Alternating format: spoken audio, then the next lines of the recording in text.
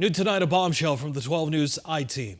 New records that we've obtained this afternoon show just how hot some cells inside of the Perryville women's prison got, according to the prison's own logs.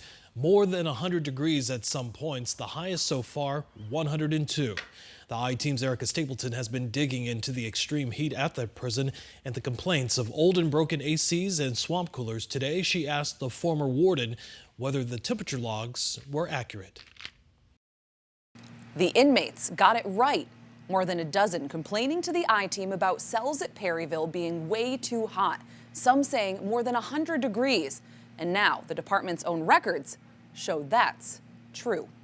100, 101, and 102, the three hottest temperatures recorded inside cells at Perryville Prison. Different than what the state corrections director told us last week. I have not had a report of any cell hitting the hundreds or feeling like the hundreds. The temperature logs just obtained by the 12 News I-Team show that cells in the Lumley unit, which does not have air conditioning, only swamp coolers, hit 100 or more on July 17th.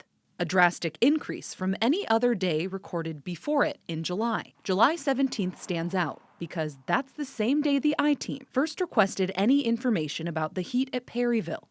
The records do not include any date beyond the 17th, prompting more questions about heat relief in the prison. Under your watch, were the inmates safe from the heat? Yes.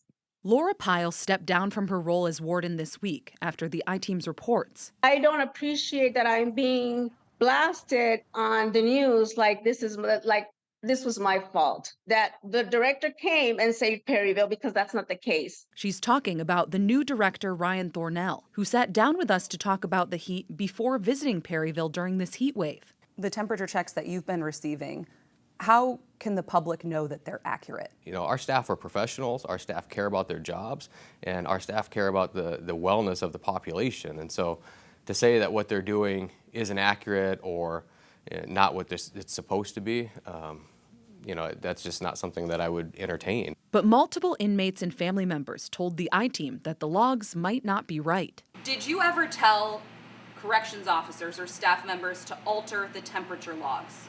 That's a negative. Nobody did. Do you think it was happening anyway?